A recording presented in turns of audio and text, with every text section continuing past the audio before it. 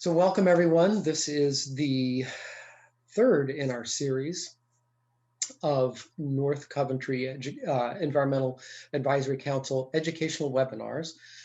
Tonight, Justin Shiffler, who is a member of our EAC, is going to be talking about honeybees and native pollinators.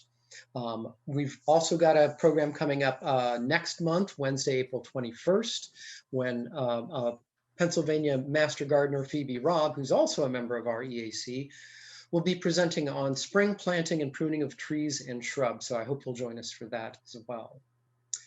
So with that, Justin, welcome. Thank you very much for offering to do this for us, and take it away. First, I wanted to recite a quote by E.O. Wilson. He is an American biologist who is known, or who is said to be the modern day Darwin, or Darwin of the 21st century. And he really stresses the importance of insects in our world.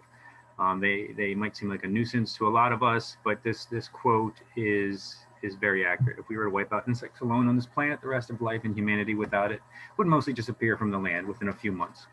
Insects are that important, and we really need to start paying more attention to them, as well as all the little bugs in our soil, which I'll touch on a little bit later. Same quote, I just couldn't decide which one I wanted to use. It's a pretty neat looking bug. Same message. Slightly different message from E.O. Wilson is, if all mankind were to disappear, the world would regenerate back to the rich state of equilibrium that existed 10,000 years ago. Insects would have vanished, the environment would collapse into chaos. He says, insects are the little things that make the world go round, and he is accurate, and more people need to learn about them. All right, the Western honeybee.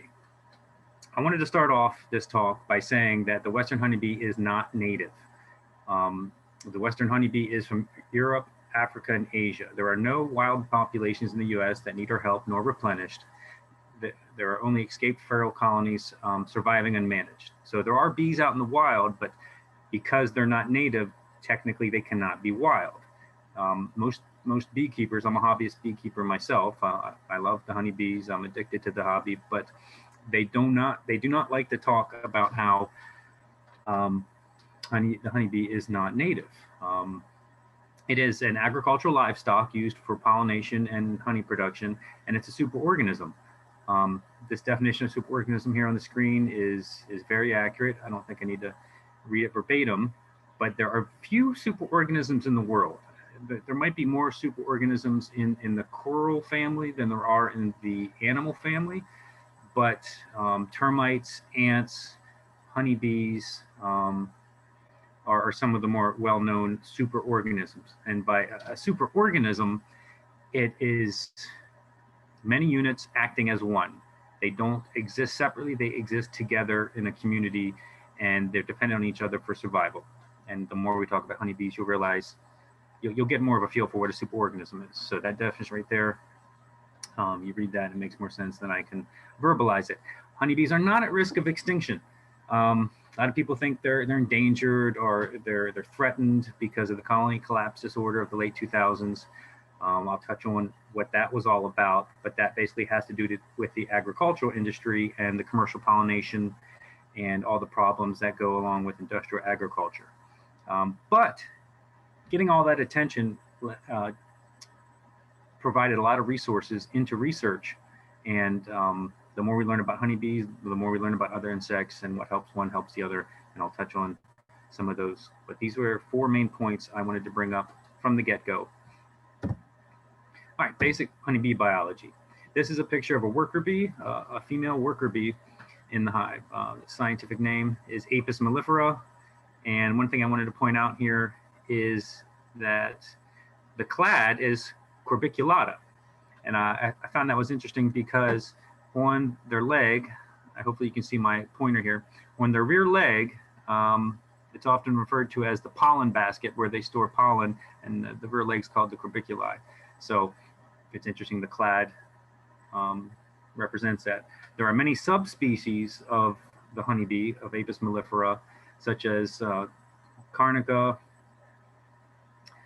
which is the carniolan, the Scutellata, which is the true African bees from from the continent of Africa. Those are the really defensive bees. They're not killer bees. They're the same bee. They just have different behaviors. Capensis, that's the Cape bee in Africa. Causica, that's the Caucasians, which are actually a darker bee, but they're from the Caucasian mountain regions of Europe. Linguistica, that almost sounds like linguine, right? It's the Italian honeybee. There's also an Apis mellifera, which is the dark German honeybee. So there's 31 different subspecies of honeybee, none of them which are native to North America. They can all be found in Asia. Something that sets honeybees apart, how to say this right? All bugs are insects, but not all insects are bugs. Bugs are a certain classification of insects, and what sets bugs apart could be a fixed mouthpiece and other body characteristics. The honeybee has a proboscis, you see on the left here. The left, you see the mandibles, the jaws, which is for chewing things up, and the proboscis folds out from underneath the head. It doesn't slide out like an extendable straw, but it folds out from underneath the head, and it uses it to suck up nectar and water, which it takes back home. Now, another thing that distinguishes the honeybee in its classification is that how it stores food or carries food. You can see the hind leg in the top right picture, where it has its pollen, a pellet of pollen. It's on its pollen basket. There, between the two joints, there's what's called a pollen press, which jams it together. The bee collects a little bit of nectar and mixes it with the pollen so it can store it. The honeybee is an excellent pollen carrier, not as good as a pollen distributor like our native bees, which we'll talk about later. It stores the pollen to take home to feed the masses. Big colonies. But this is the female honeybee on a flower on the right, and you can get a good look at it there. Now, if you notice on the diagram on the left, they have 5 eyes. They have 2 big eyes on the sides that you can see, and they have 3 smaller eyes up top. That helps them with flight orientation and direction and finding their way home. And you can see the mouth parts described here. Pretty neat mouth parts. The 4 parts around the proboscis open and close slightly to make a capillary action that causes a sucking motion to bring fluids up through the proboscis. It's neat at certain shows. You can get a little drop of honey on a child's finger and put a honeybee on them, and you can feel the little tongue on your finger licking it up. It's a fun thing to do. Here's a close-up. Really weird to see the close-up picture of the tongue. And the very end of it, lots of hairs, which also help to create that capillary action to suck fluids up. All right, this is one of my favorite GIFs all time. A lot of people like to say honey is bee barf, but that is not accurate. Even though this GIF is great, honey is not bee barf, because if you look at a cross-section of a honeybee, almost like chickens, they have a crop or a honey stomach. So down their mouth, it goes down to a honey crop where they store water, where they store the nectar to bring back home. And then if they need some food, then they can take a portion of that and put it in their intestines and use for food and energy. So there's no bile mixed in with what they're storing in their honey crop. So honey is not bee barf or bee vomit. So that is not accurate, but it sure is funny to say sometimes. Honeybees have 4 wings. Good picture on the left, you can see all 4. On the right, you can see the inner wings stuck out to the side. Sometimes there's a disease they can get called K-wing virus, which locks their wings in a certain position that's unfavorable. This bee may have that on the right. Not guaranteed for sure. Sometimes they're all stuck out to the side. I want to illustrate the wings. The wings can uncouple by these little hooks called hamuli. That's how I say it. I'm not sure how it's properly said, but they can connect their 2 wings together for flight, unconnect them to do other things like shiver their wing muscles to generate heat. When they fly, the buzzing you hear is usually over 200 hertz to 230 hertz. It's a distinctive bugs. When you're around bees a lot, you can hear different insects come in. A yellowjacket, it's a little bit different. The male bees, which are bigger, sort of like horsefly wings, definitely sound bigger, a lower frequency. Bumblebees, it's neat when you start recognizing the different sounds. There's another close-up of the wing hooks, the hamuli. Pretty neat. I like the really up-close stuff. And the bee feet. This is a picture I actually took during my microscope class that a retired animal vet, Don Coates, provided for our Beekeepers Association. And you can see the two claws here out to the side on the bee foot, which helps them grab rough surfaces. And then they have another pad that can flip out. It looks like a little horseshoe shape there, and that's actually attached. That's to provide leaving scent trails, and it's also to provide like a tacky pad to help them grab slippery surfaces. So that's what a bee foot looks like. And you don't really feel that when they're crawling on you. There's three types of honeybees you will find in a hive. A hive is the structure in which they live. All the honeybees together are called a colony. All right, the worker bee up top. They are females. 80 to 90% of the hive population are females. They have a barbed stinger. They die after they sting you. They can only sting once. They don't want to sting you. They kind of see it as a last resort. A full-size honeybee colony can easily be 30 to 60,000 bees, sometimes upward to 70,000 bees. Depending on the cavity they're confined to. They are cavity dwellers. They typically will not do open air hives, especially in this latitude. The queen, in each colony, there is one queen. She's the only mated female, and she can fertilize eggs. If she fertilizes the eggs, she makes female workers. If she does not fertilize the eggs, she actually makes the male workers, the male drones on the bottom. On the bottom, you can see the male bee. They're called drones. They're really funny looking because if you can see their eyes are so big, they actually touch on top of their head. You'll see in a later picture, they actually touch each other on top of the head. That's because they need to be able to spot virgin queens on mating flights out in the air. The drone does not mate with the queen in its own hive. That is its mother. A lot of resources actually tell you wrong and say they mate with the queen. They don't mate with their queen. They mate with other queens. The whole purpose in life is to propagate the genetics of that colony. So about 10 to 20% of the hive population will be the male bees. They die after they mate. They have no stinger. They can't sting you. I did not mention the queen does have a stinger. It's not barbed, and she can sting you, and it does not injure her to do so, but rarely do beekeepers get stung by a queen, and when they do, they're pretty surprised. Here's some side pictures just to get an idea of the size differences. You see the longer abdomen of the queen because that's where she makes all the eggs. She has big, strong legs to carry herself around. Her wings, look short compared to her body. The drone, this picture isn't that great, but its eyes touch on top of its head. It has big wings, almost like a horsefly. They are very noisy when they come flying back to the hive to get some food. And you get your female worker bee. Now, some resources say she's sterile. She's not sterile. They can actually, their ovaries can develop when they go queenless and they can lay eggs, but since they're not fertilized, they'll be drones only. It's a last-ditch attempt for that dying colony to propagate its genetics by making more drones. Here's a real good picture of pretty accurate size comparison. Left, worker bee, middle drone, right, queen bee. You notice different colors going on here.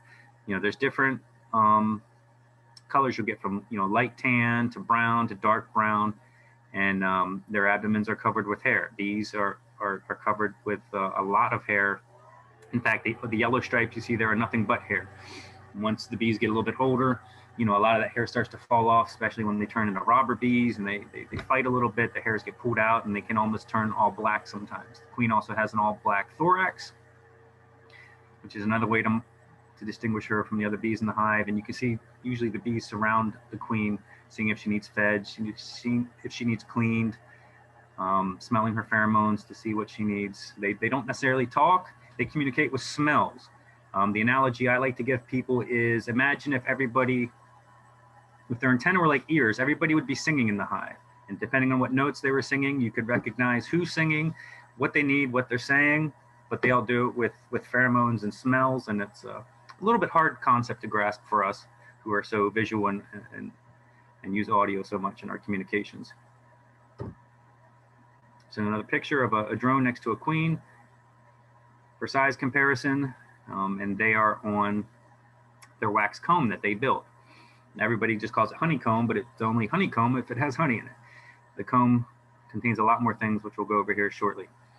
Another way you can tell sometimes the age of the bees is this bee right here next to the queen, how fuzzy her head is. The younger the bees are, it seems like the longer the hairs are and the fuzzy their heads are, and they just look a lot cuter, and it's one way to gauge how old the bees are. This queen probably just got done laying an egg in the cell. She'll back up her long abdomen to the bottom of the cell and lay an egg. It's about maybe half to 1/3 the size of a grain of rice. And I'll show you some pictures of that here shortly also. So the wax, how do they make the wax? Well, bees at the age of 10 to 12 days are at their best wax producing age. That's their stage of life, you know, almost like teenagers with acne and pimples. It's when they are biologically at their best for making wax cells. So between their segments on their body, the tergites, they will put out these little sheets of wax, and other bees will pull them off and chew them up and build the comb out of it. So they make their own wax. It's a lipid. It's a fatty substance. It's all natural. They do not collect it from other places. They produce their own building material, which is pretty cool. This is a picture I took on my thumb of a swarm bee. And when they swarm, they are in wax building mode because they eat so much food and they need to make a new home. So they can regenerate, not regenerate, but they can go back to wax making phase of their life when they need to, but they're just not quite as good at it. And one of the techniques they do when they make comb is called festooning. So you see these bees here in the middle, they're all hanging onto each other's legs. They use gravity and they make their own scaffolding as they take wax from each other and they chew it up to make it soft and heat it up. And then they build their comb on it, wax comb. Now it's argued whether they're circles that kind of smash into hexes or they make hex shapes. You can see in the middle, they all look pretty round, right? But when they're all done, said and done, and they add other things to it to kind of reinforce it, it does look pretty hexagonal, or it could be a trick on the eyes. It's a debatable subject, but this act of festooning and they all hang on each other's feet and connect their claws and stuff like that is it's funny to see. My kids get a kick out of it. Now, in nature, rarely do you see this. You can see a bush or a plant structure here that they made an open air hive in. That the comb is exposed to the weather. You can see in the middle here some wet-looking drops, which is the nectar they're bringing for food. Down here is some capped brood cells where the babies are being raised. This must be from a southern climate. I'm not sure where this picture was taken, but in our area where we have winters, these bees would not survive over winters. Typically, they look for closed cavities about 10 gallons in size. They don't want too big of a space. They don't want too small of a space. So open air structures are very rare, but beautiful, beautiful the way they make them. A little closer look at the comb. You can see through the comb. So you see the hex shapes on one side, and in the bottom of the cell, you can see the hex shape through the other. So one side of the comb, it'll look like an upside down Y, and the other side of the comb, the Y shape from the other side will be facing up. It's kind of interesting. There's a theory called Housel positioning that you use the direction of the comb to aid your beekeeping, but that's debatable also. Here is some beautiful looking comb they made in a beekeeper's box that forgot to put frames in. I'll talk about what frames are here shortly, but with a bunch of extra space, they will fill it up, and because it was at the top of the hive, this is pretty much all honey. But you're pretty much gonna have to destroy it to get to it. But it's beautiful, nature's artwork. All right, little break in biology to talk about frames and hives. So we discussed the colony is all the bees as a whole unit, as a superorganism. The hive is the structure where they live. Where do they want to live? Trees. Trees and caves are the most common place bees want to build a home. Trees offer excellent insulation. You can see how thick the cambium layer of the tree is and the outer bark. And trees can live a long time, yet rot out on the inside. And bees love to put their comb in there and live there for many years. A lot of times a colony after 3-5 years might not survive a winter. Another colony will move in a couple years later. So it might seem like there's bees always in that tree, but it's hard to exactly tell how long they've been there. We know the ancient Egyptians from wall hieroglyphs used to keep bees as well. They used to consider honey, the tears of Re. A lot of people say Ra, but the book Tears of Re, they talk about honey being gifts from the gods. You can see the little image of the bee here. They're sealing their containers of honey, and you see the wall here on the left side that they had clay pots that they would keep the colonies in. So very ancient beekeeping. Here's some of those hieroglyphs showing some of the same things, pouring honey into a pot, the shapes of the bees, the clay tunnels. Skep hives. People probably have seen this image a lot when they think of honeybees. These are how bees were kept in the 1700s, 1800s. They'd let the bees build the comb in there. Unfortunately, they typically had to destroy the colony to get all the comb out to harvest the honey. So it was very wasteful and very traumatic for the bees. But that is called a skep hive made of woven grasses. Another type of hive that beekeepers use is called a Warre hive. It's supposed to simulate the inside of a tree. You can see it broken down here a little bit. Inside the boxes, there's these frames. I'm going to talk about frames here shortly, but they basically need a closed space that'll keep them dry. Dry is more important than warm, but as we saw the thickness of the tree, warm is beneficial too. This is a gorgeous English-style WBC hive. I had wanted to get several of these when I started beekeeping because I thought they looked so nice. These outer boxes are actually creating an air barrier between inner boxes. So these shingled looking boxes come off, and then you'll see normal boxes inside, and that's just a really pretty looking hive. Pretty popular over in England. Over in parts of Europe, you'll have bee houses, sheds with many colonies. You can see here 4 over 4 over 4. There's a dozen and a half bee colonies there, and they'll enter the back and inspect the colonies from the rear. That's a really popular hive style in Europe. A top bar hive is a horizontal hive, sort of modeled after African beekeeping in logs, where you're not stacking boxes on top of each other to simulate a tree cavity that's in the vertical position, but it's simulating a fallen tree hollow cavity that bees are often found in Africa. And you have top bars, and they build comb down naturally, and they often have these inspection windows that you remove a piece of wood, so there's glass there, and you can see how the bees are building out. One of my favorite type of hives is called an observation hive. So if you go to some kind of craft shows and vendor shows, you can grab a couple frames out of a hive and teach people about bees and have them try to find the queen. And even adults like to get these little stickers here, if I found the queen. So these are fun, but some people think this is a whole hive, 3 frames. No. In a full-size hive, you can easily have 20, 30, 40, 50 frames full of bees. So that's how you can get up at such high numbers in the tens of thousands.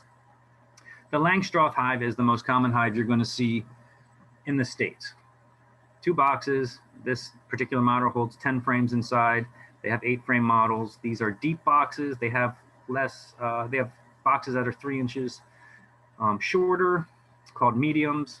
These boxes can get very heavy.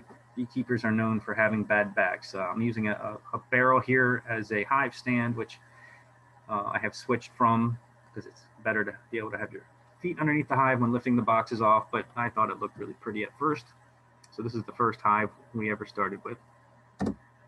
Now, to break down a Langstroth hive, you have your outer cover, your telescoping lid, your inner cover, and these boxes which what hold your frames.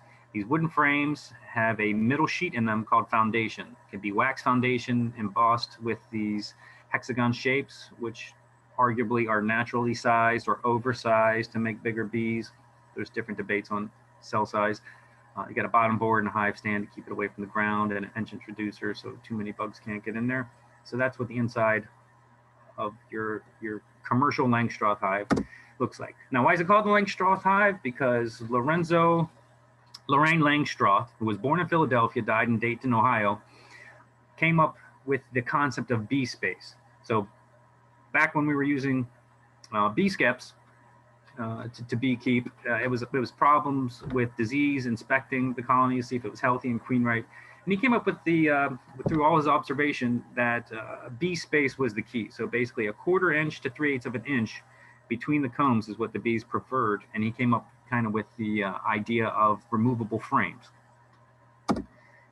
He was born in Philadelphia, and down in Philadelphia, they have signs like this around describing his legacy, and his birthday's on the 25th of December, and members of the Philadelphia Beekeepers Guild will go down to the sign and have a adult beverage toast to Mr. Langstroth for his contributions.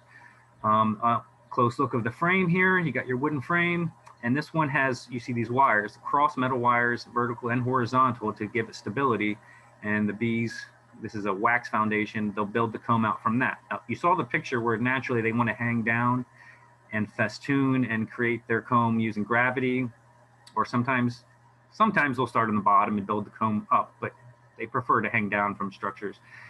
This is a little odd. We give them this vertical surface to build out horizontally from the sides, and they just adapt to it.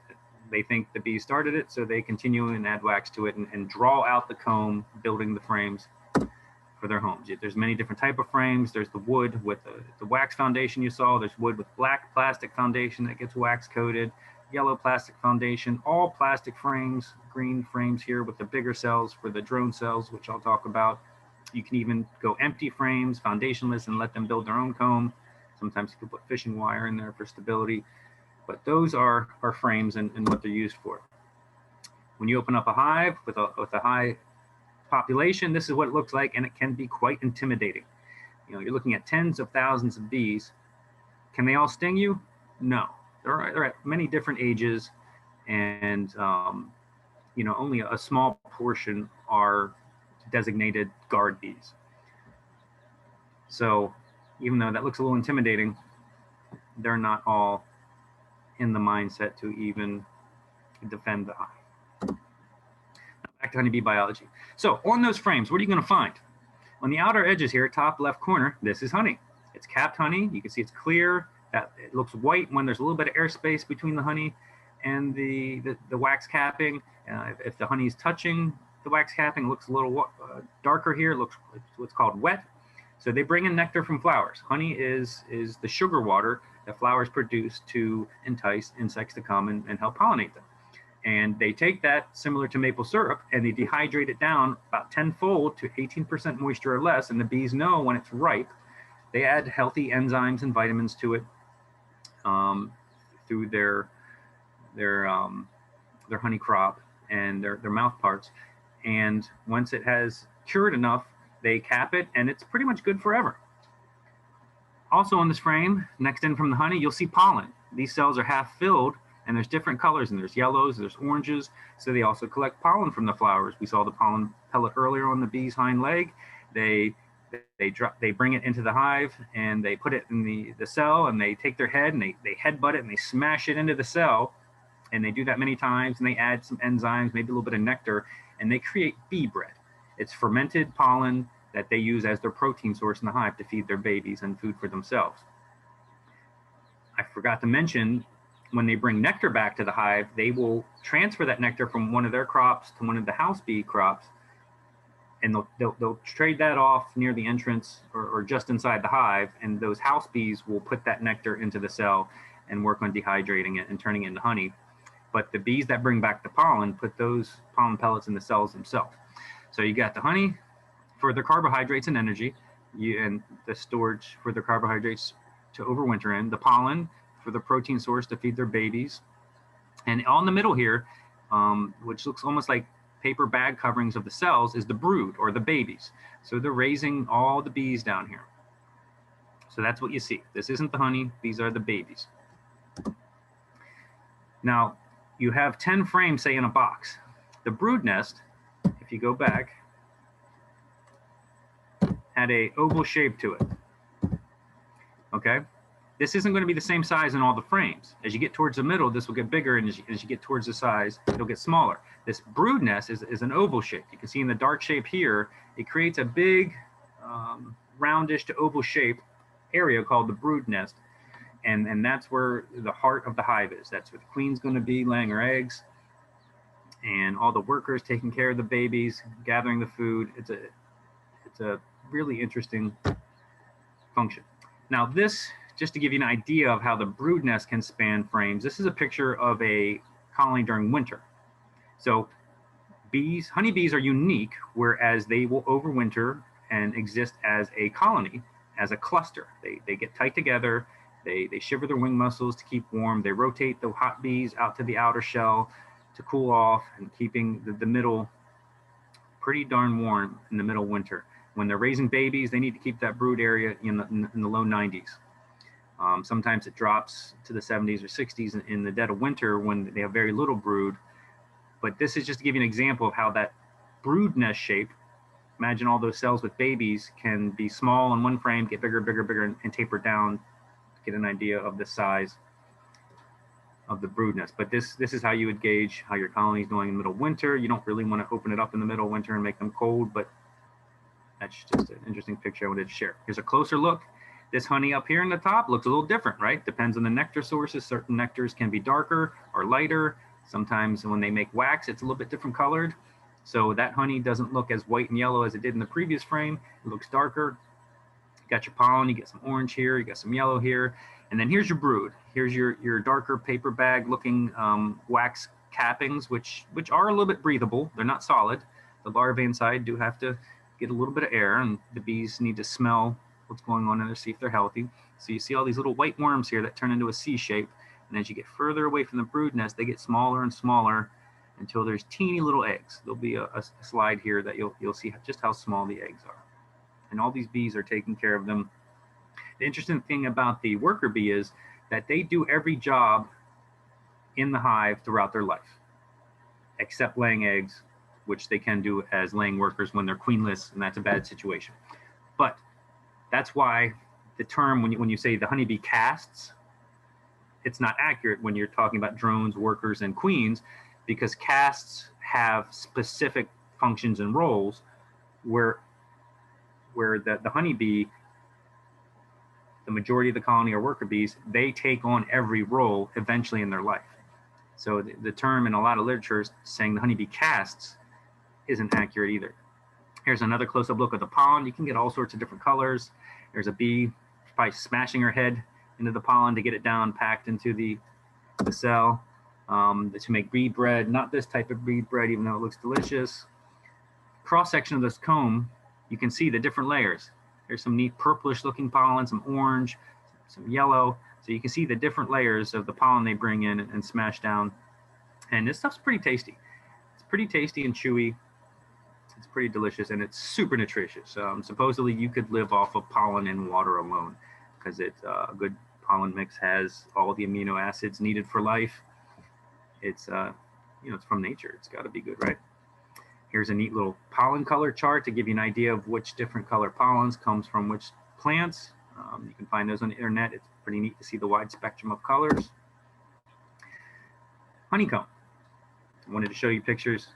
I briefly mentioned that the darker honeycomb, this could be a fall honey.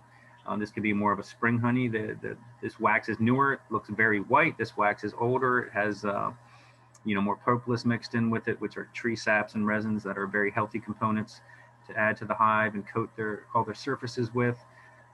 This may have been brood comb at one time. The brood comb gets darkened by the cocoon layers the babies leave behind. So these are two different type of looking honeycombs you can come across. I had to share these pictures. A lot of people want to get a beehive because they think their little garden can feed them.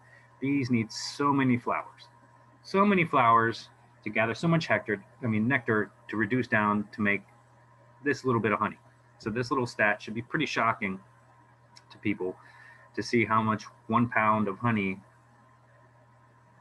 needs 4.5 million flower visits. That's pretty crazy. Bees do so much work. They're amazing.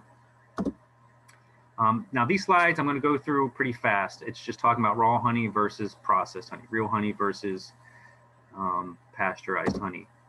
If you're interested in learning more, please watch the recording of this video, and you can pause on these screens to get some of this information. A lot of neat information here. Honey is raw honey is very, very healthy, and it never goes bad. It's true. As long as it's sealed, honey will never go bad. Supposedly, some honey they found in one of the Egyptian pharaoh tombs was still edible. I don't think anybody ever actually tasted it, but it was sealed in a container in wax, and it will crystallize, but it doesn't go bad. Honey is hygroscopic, which means it will absorb moisture out of the air. So if you have honey in a container with a dipper stick in it or something like that, and it's not sealed, it will eventually absorb enough moisture out of the air to ferment and taste kind of funny and eventually kind of go bad. So as long as it's sealed, it doesn't go bad. And real honey crystallizes faster, especially the spring honeys.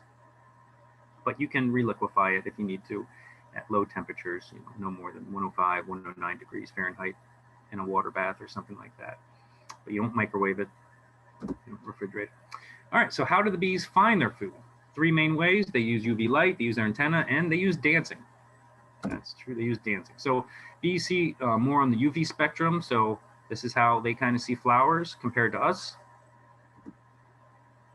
Red flowers, red is hard for them to see. They either see gray or black, so red flowers aren't so great for honeybees. You know, they're great for hummingbirds, but not so much honeybees. So here's some examples of how they see flowers. And also, because bees have all that hair on them, they inherently have a static charge to them, and so do flowers. And as bees visit those flowers, they interrupt that static charge, that voltage present on flowers. So bees can quickly land on a flower and be able to tell if another bee has been there and fed off it recently, and they pick which flowers they go to and stay at longer, depending on these static charges they can sense. That's pretty fascinating. Their antenna, they have so many sensors in their antenna, it's amazing. The top drawing shows how the drone's antenna has one more segment, but the segments are also longer. That's because they need to be able to smell a virgin queen in the air flying when they're going out on their mating flights to find them and mate with. So that's why their eyes are so big. That's why their antennae are so long. They need to be able to find something a lot harder to reach. Down the bottom left is just your average worker's antenna up close. And you'll see on the right here, they actually have a little tool on one of their legs to clean their antenna. You know, they can't have too much pollen on it and too much debris, or else they wouldn't be able to smell anything and find what they need to find. So their one foreleg, you'll see them wiping their heads a lot. They're cleaning off their antennas so that they can basically smell better and find the things they need to find. Dancing. Yes, I love these 2 images. Me and my wife, we are swing dancers. We love the Lindy Hop and Jitterbug, but that doesn't help us find food. It helps us work the food off. But what bees do is what's called the Waggle Dance. Many people may have heard this, but when they find a good nectar source, and usually they want to find a big patch of bushes in bloom or a big tree in bloom. They want to find many things in one area in bloom, and the foragers will come back and tell the other foragers and try to recruit them.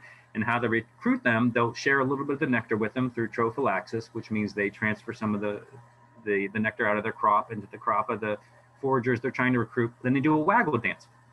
So on the frame, they'll do this little dance, and vertical is considered where the sun is.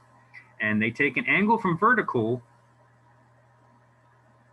and they do a dance. They waggle their rear end up the middle, and they go around both sides and come back to the middle. And the angle they take from vertical, gravity vertical, is the angle from the sun to the nectar source, and how vigorously they dance is how far it is, how many waggles of the behind they do. Now, if the source is too close, often water sources can be close. Sometimes they have to do a round dance because it's so close, they can't communicate the distance accurately with the waggle dance. But the main dance they do is the waggle dance, and they also do this when trying to find a new home when they swarm, which I'll talk about in a little bit. Here's another graphic that's showing you the angle from vertical is the distance from the sun, and how they find the food. Pretty interesting. And here's a little video showing a forager doing the waggle dance.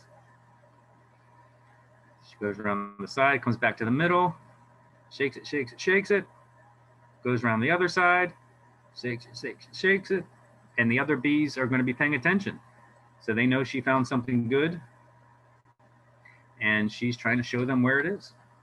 And there's been some scientists who can figure out by observing through an observation hive, special hives, where the particular nectar source is that bee is trying to find. They've done studies, and they figured all this out. It's pretty neat.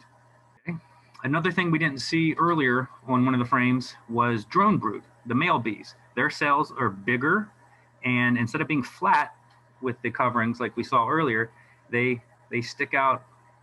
They stick out further, and they look like little, people call it bullets, like a bullet comb or bullet brood is the drone brood. So hopefully you can see this in the middle here, how this is the flat brood, and these are the bullet-shaped ones that stick out. And those are bigger cells to raise the boy bees. And this is one of those foundationless frames with the cross wires. This chart is really neat because it shows the upward angle of the comb. They actually make their comb at a slightly upward angle, so things don't fall out of it. Makes sense, right? So, you know, their little babies, eggs and babies in the comb don't fall out. The nectar they're putting in there doesn't fall out. It's, I think it's between 10 and 15 degrees upwards. Another good thing this chart shows are the time it takes for one of the bees to be born, from egg to emerging. The average worker bee takes about 21 days to emerge out of her cell. The drone takes 24 days. He's bigger, right? So he needs to take longer to develop. Oddly, the queen only takes 16 days. Because if they're out of a queen and they need to make a new queen, if they had a young enough larvae to make a new queen out of, they kind of need her as soon as they can get her. So she only takes 16 days. And what allows them to make a queen in only 16 days is what they feed that larvae. I don't know if anybody's heard the term royal jelly, but it is a substance that the worker bees produce out of some pharyngeal glands in their head. So they eat honey, they eat pollen, and they create this royal jelly. All eggs, after they hatch into the larvae, get royal jelly for 3 days. But after that, if they change the diet to brood food, which mixes more honey and pollen into it and not so much royal jelly, they will turn into worker bees. But if they feed that larvae nothing but royal jelly, that's what turns that fertilized egg into a queen. Pretty fascinating. And those queens are made in what's called queen cells. And they stick out of the comb and they look like a peanut. You'll see another picture of one here, and that'll be pretty self-explanatory. This chart also shows the worker bee tasks. In the first 2 days, they are cleaning cells and helping feed babies. They help feed larvae. They do every task in the hive throughout their life. So that's pretty interesting. And they turned into guard bees. I apologize. My original image, I could read this better. They turn into guard bees, then they turn into foraging bees, and they basically will work themselves to death once they're in the forage stage. And during the summer, their lifespan is about 4 to 6 weeks. Yet during the winter, they can overwinter, and they can actually live, 3 to 6 months, because they're not out flying and working themselves so hard. Here's another good chart, an example here of the development stages from eggs to larvae to cap pupae. So this is just another illustration of showing how the queen can emerge after 16 days, the worker at 21, and the drone at 24 days. Now, this next video is very neat. Shows you this whole process. Now, the only thing this video you're not seeing is all these cells in the pupa stage are uncapped, so you can get the images. And you're not seeing all the times that the nurse bees are feeding the larvae because it's time lapse, but they're getting fed many dozens of times a day. And you'll see that when the fluid in the bottom of the cell fills up with the royal jelly and the brood food.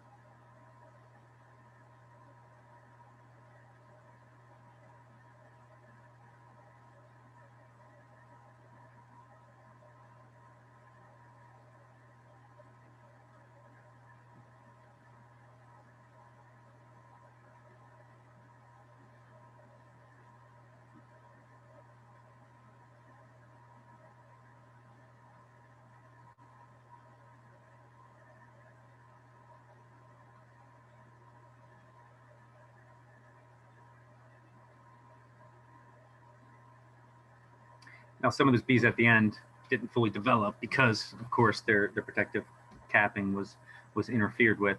And he briefly mentioned, you saw the Varroa Mites, which is almost like it's a parasite. It's almost like a bee tick. Not necessarily going to go into bee diseases and all their problems unless we have time at the end. This was another chart showing the same thing. This must have been the graph I was thinking about the tasks that all the bees take inside the hive.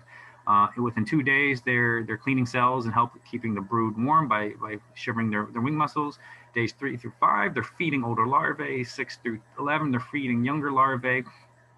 About this time, they might take their first orientation flight outside the hive. They'll go outside and fly in circles and come back. 12, when they're producing wax, building comb, transporting food within the hive. Days 18 through 21, they're guarding the hive entrance. Those are the bees that will sting you if they think you're a threat. And then they'll turn into foraging bees, and they're visiting flowers and pollinating them and collecting pollen, nectar, propolis, and water. Propolis are tree saps and resins that the plants use to heal themselves, and they like to coat almost everything in the hive with propolis to create an antimicrobial layer on everything. So they fill all the gaps like caulk, but it also helps keep a lot of pathogens out of the hive. At one point, beekeepers tried to breed that high propolis collecting trait out of bees because propolis is so sticky and can be a hassle, but it's very beneficial. So on this frame, I mentioned queen cells earlier, and you can see them here. They look like little peanuts sticking down. So this colony is making queens because they are preparing to swarm, or this colony probably already had swarmed at that point. I'm going to talk about swarming in just a minute. Here's another up close of one of my frames, some queen cells. Now it's said to be, the rule of thumb is when the queen cells are in the middle of a frame in your hive, that they are supersedure cells, which means the queen is getting old. Maybe she's running out of the sperm that she mated with on her initial mating flights at the beginning of her life. And her pheromones aren't very strong, and she's just kind of petering out and not laying like the way they want her to, so they might try to replace her here. But the swarm cells on the bottom of the frame, the queen cells on the bottom of the frame are said to be swarm cells. Now, swarm cells, they might swarm because they're running out of space. They have so many babies in there, so much honey, so much food, that they have nowhere else to make babies. So if they're not laying enough eggs and larvae, the queen's pheromones and the brood pheromones aren't strong enough in the hive, so they know they're running out of space, and they want to find a new home. Swarming is how the superorganism reproduces. The old queen and half the colony will leave to go find a new home while they have several queens in preparation to emerge and keep that colony going. So it's how the superorganism reproduces, and it's a pretty special event. Now, when a queen cell hatches, there's going to be 4 things that happen. 1, the queen's going to pipe, which means she rubs her wings together at a very high rate, almost like crickets, and makes this piping noise. It's a really high-pitched buzz, and she's letting the bees in the hive know she's there, but she's also looking for other queens. A lot of times, the first queen that emerges will go and kill the other queens in the colony because there can be only one queen, right? It's like Highlander. That's why her stinger is not barbed, because she can go and get on those other queen cells and stab them from the side to kill them to be the leader.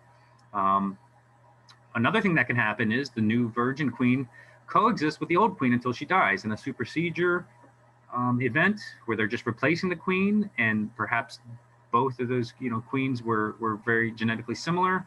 The workers are fine with it, and they leave the old queen alone. So there can be two queen scenarios there that's been known to happen. So she'll either die, or sometimes once the new queen is mated and laying, they might actually off the queen by surrounding her and heating up and balling the queen and killing her. So that's an interesting trait. They also treat invaders the same way too, sometimes with their balling technique of defense. Third thing that can happen, they often make way more than one queen cell when they're either swarming or superseding a queen. So My theory is if the queens are exact sisters, means the eggs were fertilized with the same drone sperm, because a queen on her mating flights will mate with 1 dozen to 3 dozen to 4 dozen drones. If they're the exact same sisters, they might not fight to the death. No one quite knows why certain queens will kill all the other queens, or in a swarming situation, they'll just keep leaving with half the bees left. It's called after swarming. So that's another situation can happen from the queens that emerge. The fourth thing that needs to happen is the queen has a 2 to 3 week window to harden up her exoskeleton and get her flight muscles strong and go on mating flights. She flies out from the hive and goes pretty far away and magically knows where to find these drone congregation areas. That's where these drones are going every day to go hang out, and supposedly at 30 minutes at a pop, they go and fly there and wait for queens to come around. They run out of food and energy. They come back home to get fed. They bug their sisters for food. They go back out. That's what they do all day long, these guys. They go hang out at the bee bar trying to find these other virgin queens to mate with. And the queen will fly further than her drones from her own colony, the virgin queen, so as to eliminate inbreeding. I mentioned before, drones don't mate with their own queen. The queen actually flies, what is it, lower and longer than the drones do to find their closest DCA. So that's another way to try to prevent inbreeding in the bug world. But if there's bad weather, you know, if it's rainy for a 2-week period and she doesn't get to go out and find these DCAs, or, you know, the bad weather situation, she doesn't get mated, she'll only be able to lay eggs that are males, the drones, and that's a bad situation, because drones don't take care of the hive and take care of the babies, and the colony's falling apart. Of course, the queen can also go out and get eaten by a bug or a dragonfly, or get hit by a car, or, you know, eaten by a bird. There's lots of perils for a virgin queen going out on her first flights and only flights of her life, unless she swarms, to find these mating areas. So that's a pretty special event too. Now here's an example of one of my queens, a virgin queen on the left. You see how small her abdomen is, and what is it? A little less than a month later, now she's mated. So she went out on her flights, she got mated, she came back, her ovaries started developing, and now she's an egg-laying machine. She can lay 1,000 to 1,500 eggs a day in optimal conditions, and that's what she does all day long. The workers attend to her, feed her, clean her. All she is worried about doing is laying eggs. That is her sole job. And it's not so much she runs the hive.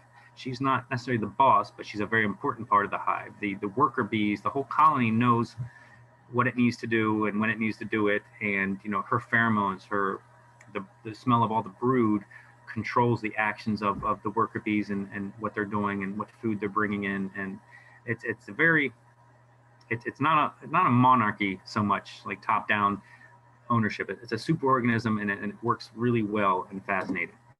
Here's another example. Now this was a swarm queen, so I don't think this was a virgin queen.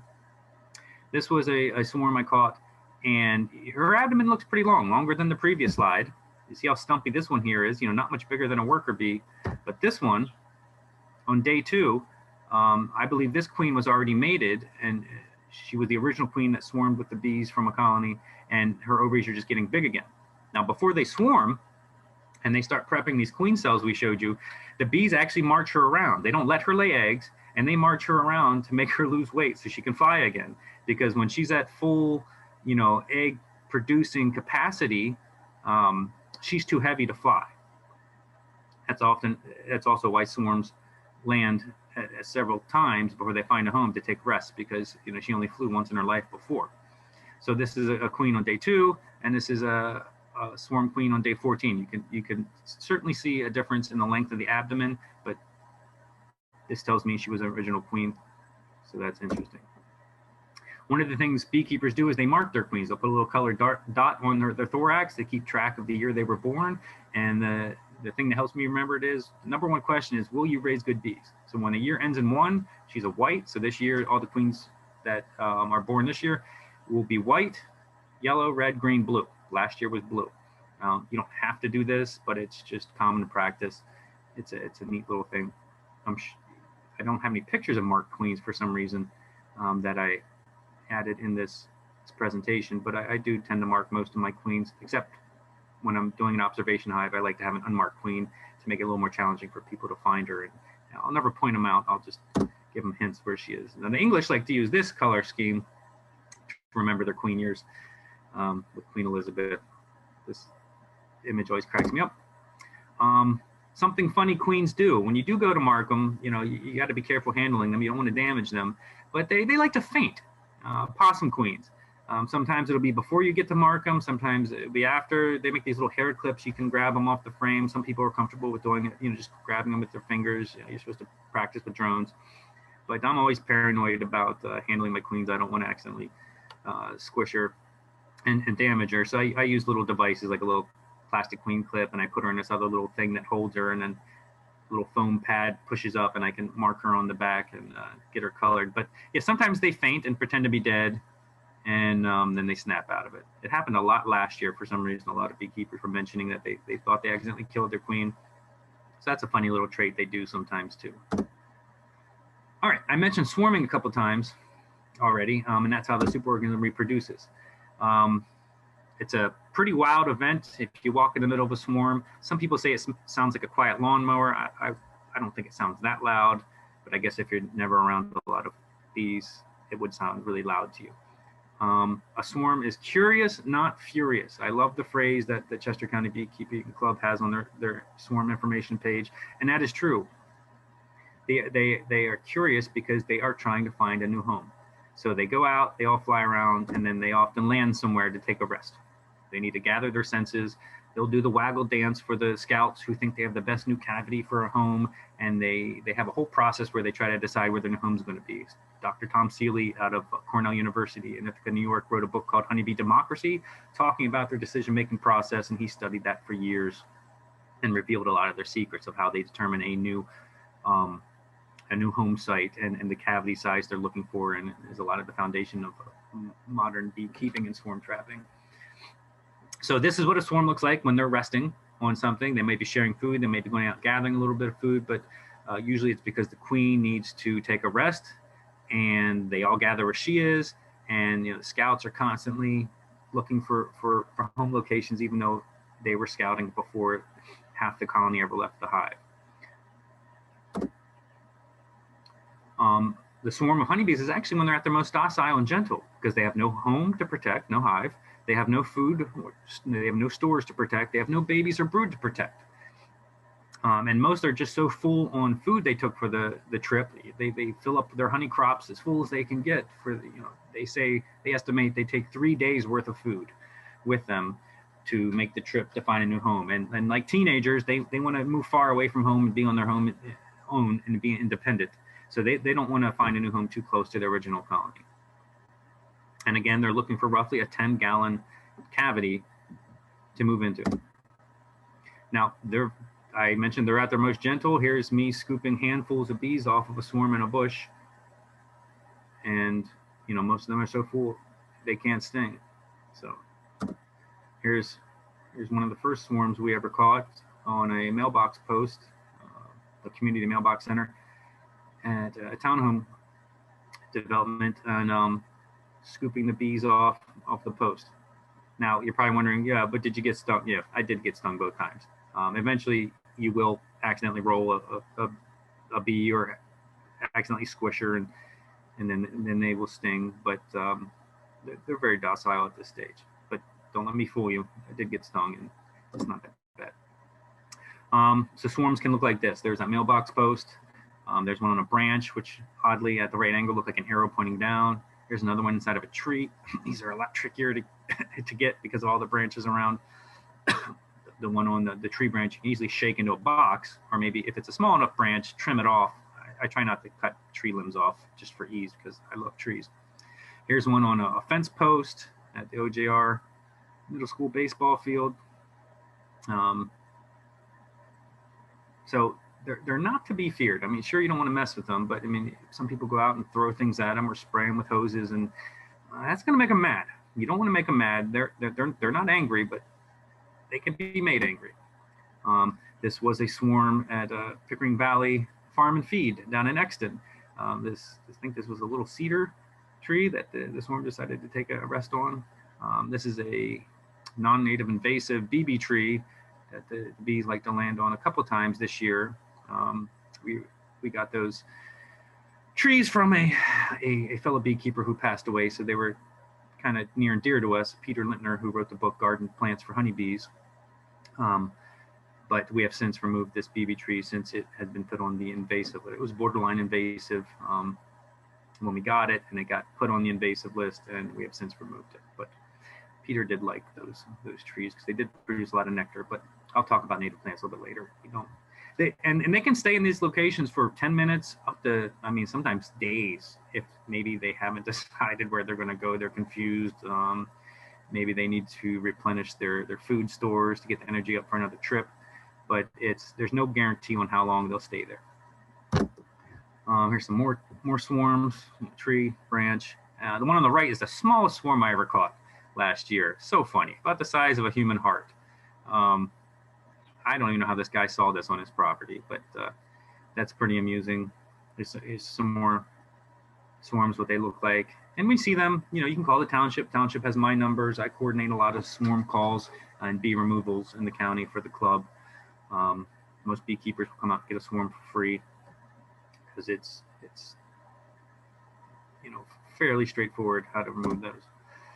Where you do not want swarms is in your house wall, your house floor, or your house roof. On the left here is someone's living room ceiling in a floor joist cavity, bee removal I did. Here's with the bees vacuumed off. You can see the beautiful comb. Here's a bay window roof. We're doing a bee removal. Here's the middle picture is a porch column. They had these ventilation holes in them, and the one porch column ventilation hole was missing, which made a perfect size and cavity space that the bees really like. So you see all the comb they made in that porch cavity. You don't want them in these structures because these are hard to remove.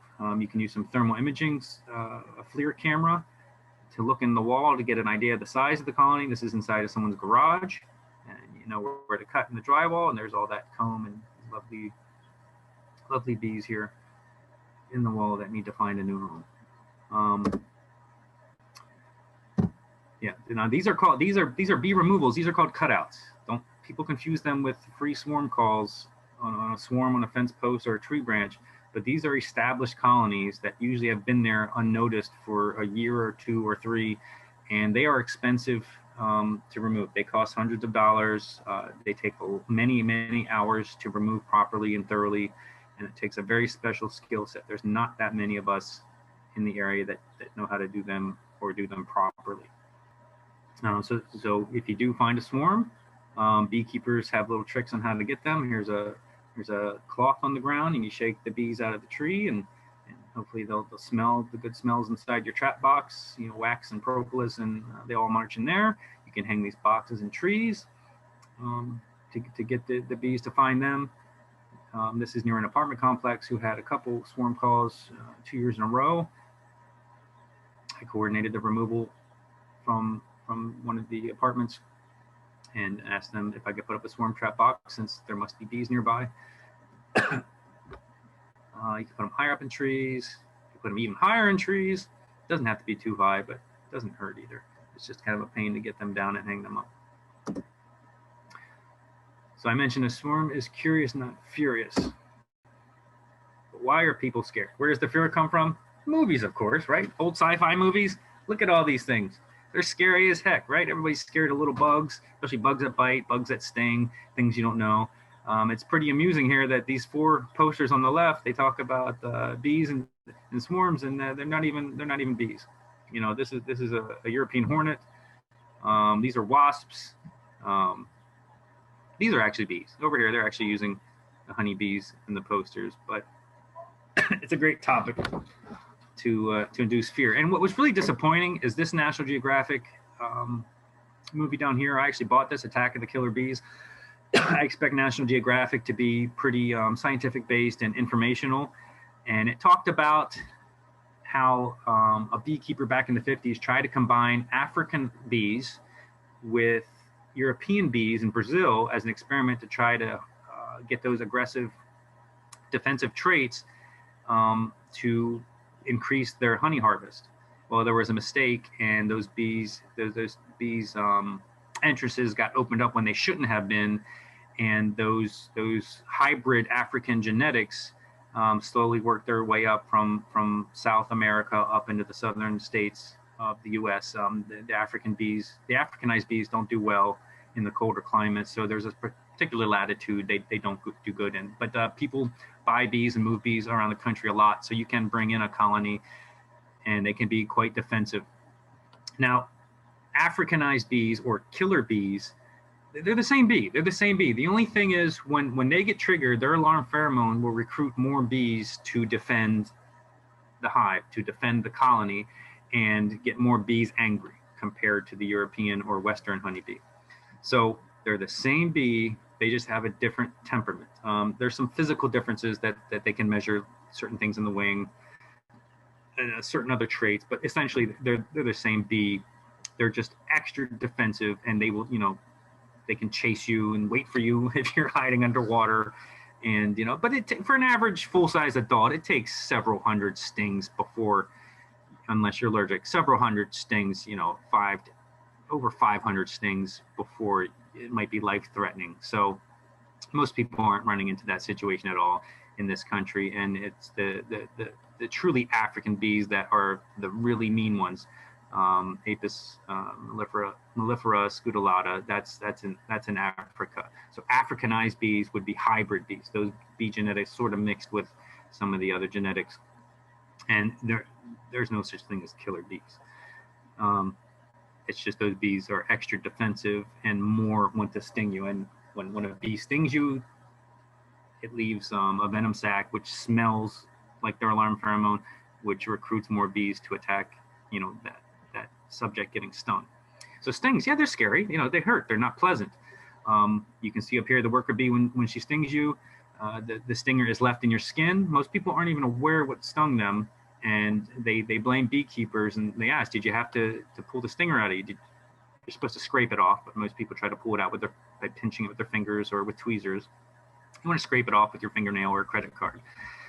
This picture on the right, you can see her intestines are coming out a little bit with the sting, and the bee in the bottom left is actively stinging and curling up. And when they're too full with their honey, say, when they have swarmed, they can't bend far enough to sting.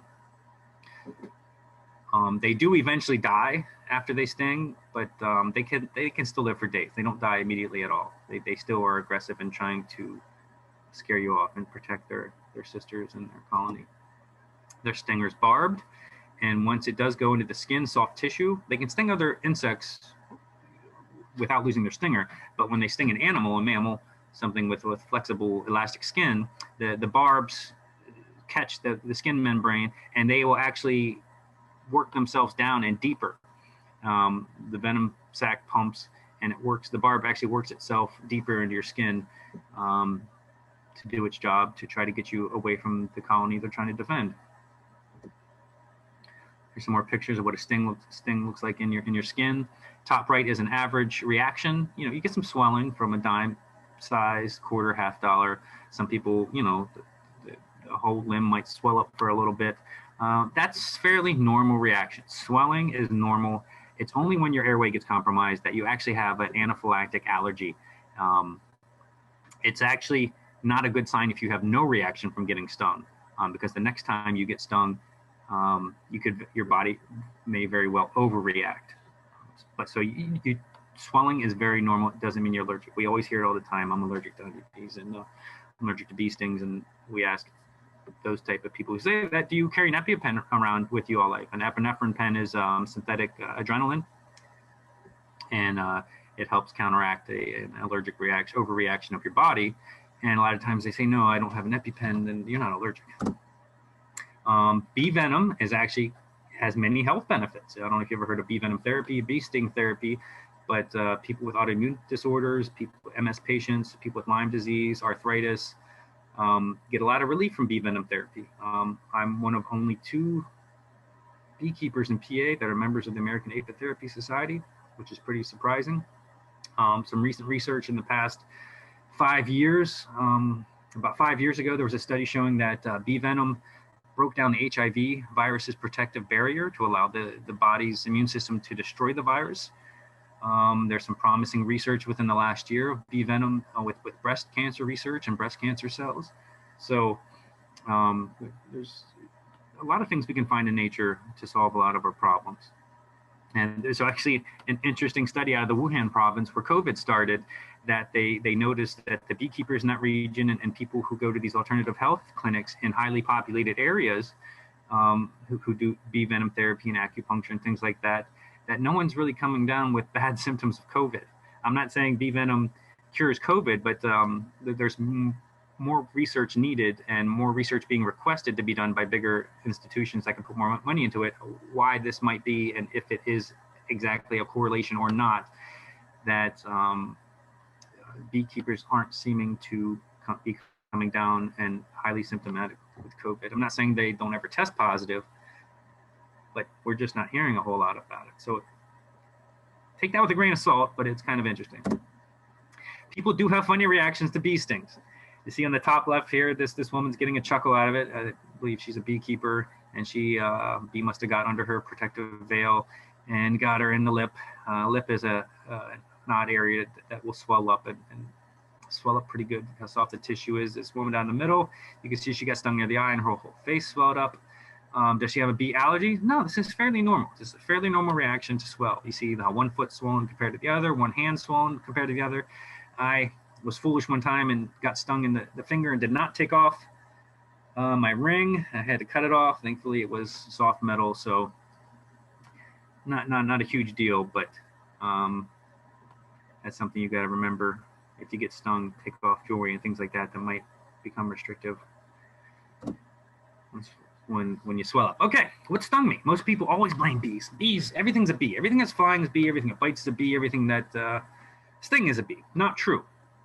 The majority of the time what people get stung by are Yellowjacket wasps. You can see here they're smooth, black, bright yellow.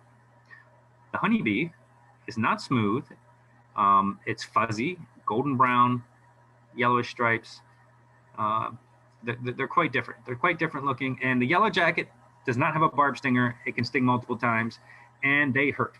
They do hurt. But not all Yellowjackets are aggressive. There are docile Yellowjackets, many different varieties that you're going to find in the U.S. But they do hurt. I describe it as a Yellowjacket sting feels like a surface skin burn that's there for hours. Like it feels like almost like a fresh burn for a long time. A honeybee sting will hurt, but it'll subside within 5-10 minutes, the pain, and then you have some swelling and you might have some itching. That's pretty normal. It goes away fairly quickly. And there's all sorts of home remedies you can use: toothpaste, baking soda, vinegar. They say, I've tried these all, they don't work. You can get some plantain, common round leafy thing you'll find in the yard. Almost looks like a huge 4-leaf clover. You can chew that up and put it on it. A lot of people swear by that. I don't think it works too well. The best cure for a honeybee sting or any sting I found, raw honey. I keep a little vial of raw honey on me when I'm doing things beekeeping, and that really takes the pain away. There must be some enzymes in the raw honey that counteract the venom, perhaps, or it's more than just a placebo effect. It's pretty helpful.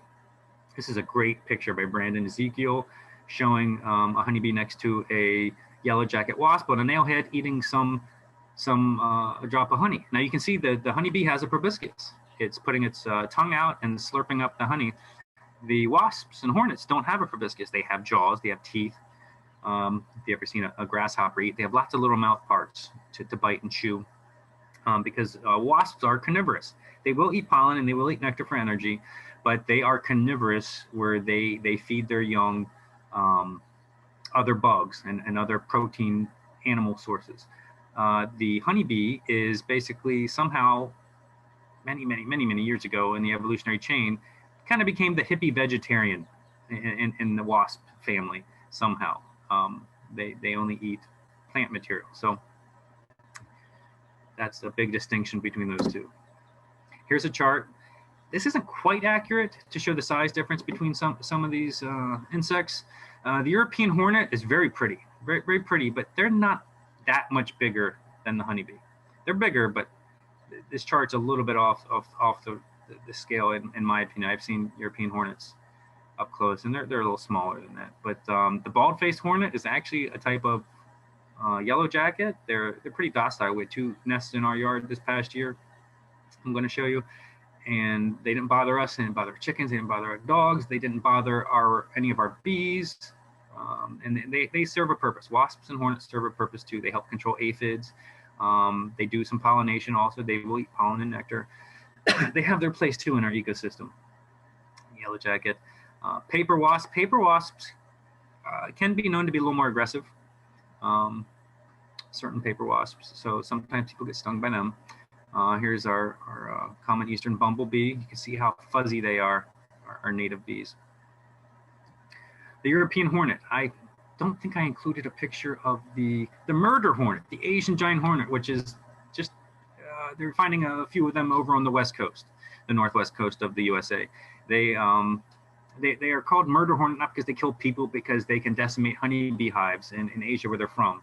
And the honeybees over there, Apis ceranae, have certain defense techniques like covering their hive entrances with chicken poop so that the Asian giant hornet can't leave their markers to come back and find the hive with the scents they leave on the hive. They do other things too with how they shimmer their wings when they're all hanging on their exposed comb. And so the murder hornet doesn't apply to people. Of course, any bug, if you have an allergy to venom, they don't, wasps and bees don't have the same type of venom. But if you have an allergy, sure, any bug can kill you. If you have an anaphylactic reaction that's not untreated. But the Asian giant hornet has a big honking orange head, and the thorax has a lot of orange in it and a lot of yellow, not so much red. The European hornet's actually a pretty neat looking, pretty bug. This chart is showing you some different type of yellow stripy things. We got our Carpenter bees. They have really smooth abdomens. They make the holes in the wood. I'll talk about them a little bit later. The honeybee, they're not native, but they're all over the place because we have lots of beekeepers all over the place. Bumblebees, they're native. They're great. They're better pollinators than honeybees, actually, and I'll tell you why. Hoverflies, they are flies that have striping to look like bees, so people, other bugs are scared of them. Paper wasp, there's all sorts of different type of paper wasp. I'm going to show you my favorite wasp in a couple slides here that I think is just fantastic looking with its coloration. The yellowjacket, there are many different type of yellowjackets, many different sizes too. The queens and the males and the workers, they can be aggressive, but they can also be docile, fairly docile. But usually when people find them, they don't find the docile ones. Cicada killers, these are very big. These are a little bit bigger than, or if not as big as the European hornets. They look scary because of how their abdomen is tapered down into their stinger, but they're actually very gentle, and they're actually very needed when we have our cicada emergences. We have them every 5 or 7, and then the super large cicada events, every 14 or 15 years, and these are nature's response to that. They are ground nesting wasps, and they leave 1/2-inch holes in the ground, and that freaks people out. And of course people want to go out and spread poisons everywhere and poison our planet because bugs don't belong outside. I'm not sure, but fear, and we've been brainwashed by the chemical companies that we need to poison everything, and outside should be grass carpet, not outside. Dirt daubers, these are really neat looking wasps, how far back their abdomen goes. And they're really useful. They basically just eat spiders. And I'll show you some really cool pictures about them. Oh, I did want to mention about the cicada killer. I didn't take a picture at the time, but we had one stuck in our greenhouse last year because it flew in and couldn't fly out. I was getting really tired. I went in, put my finger up underneath it. It was the first time I ever saw a cicada killer. It landed on my finger. I got to twist it and look at its really neat eyes. The way its eyes are faceted, and just the little trick of the light that happens with its eyes was really cool. When I walked outside of the greenhouse, and it was on my finger taking a rest, and sat there and talked to it for a little bit, and then it flew away, went up and above the trees, and very, very harmless. You don't have to be scared of bugs. It's nature. Love it. Okay, there's the cicada killer. This is what they eat, the cicadas. Those big, loud bugs, we get in the summertime that always sound like the spider noises in horror movies. Those are cicadas. The people call them locusts, but they're not locusts, they're cicadas. You find their shells on the other side of things. It's really cool. When kids find them, they like it. And these are the cicada killers, and that's part of our natural checks and balances to make sure too many of them don't destroy too many plants. Plants are for bugs and people. That's what they're for, not just for our eyes, but too many of them can be a bad thing, right? Now here's, oh, I do have a picture of a giant hornet. You don't get to see the face so much, but it's a big orangish yellow face. You can see how big it is compared to the body, whereas the cicada killer here, you can't see how pointy its abdomen is either because it curls down, but they're almost the same size. So I thought this illustration was very neat just to compare the sizes and tell the differences apart, because next year I think we're having an emergence, not the huge emergence of cicadas, but we need this. We need the cicada killers, and we need people to not be scared of them and poisoning them. And then, because if you kill all them, then all the locusts, if they really start doing damage to your certain trees and plants, then what are you going to do? People are going to go buy the poisons and spray them on the plants because we killed their natural checks and balance systems. We just need to stop using chemicals. We wonder why everybody gets cancer, right? Okay. Yellowjacket wasps, they make their nests, have a papery material. Usually they gather from woody pulpy stuff. This is a nest. This is a nest. It's not a hive. It's a nest. They make this. They have cells. They raise baby and similar to the honeybees.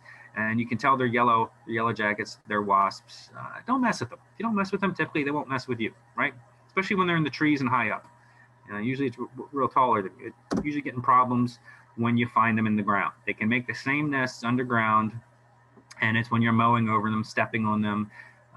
If you're watering the really useless, shallow-rooted grass that's so hard to take care of because it's non-native and doesn't want to live here, that'll anger them. They often have a second entrance.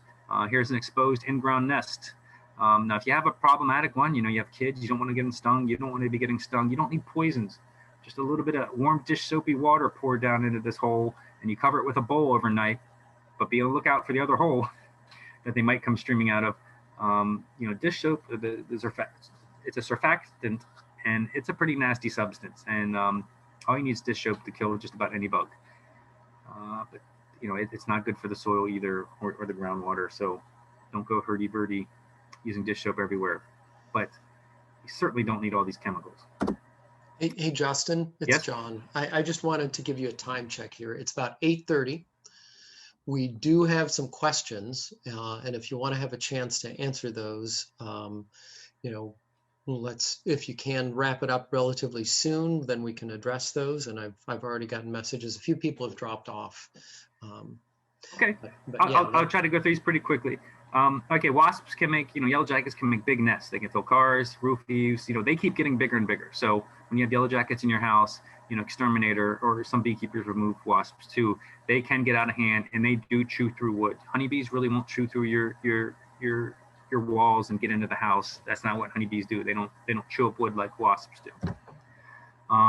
Here's the bald-faced hornet I talked about. This is one on our gardening palette showing the wood to make their nests out of. This picture isn't the greatest, but their nests are really pretty to look at, and typically they are one and done in the year. And they don't get inhabited again the following year. They don't bother anybody. This is my favorite wasp. It's a type of paper wasp.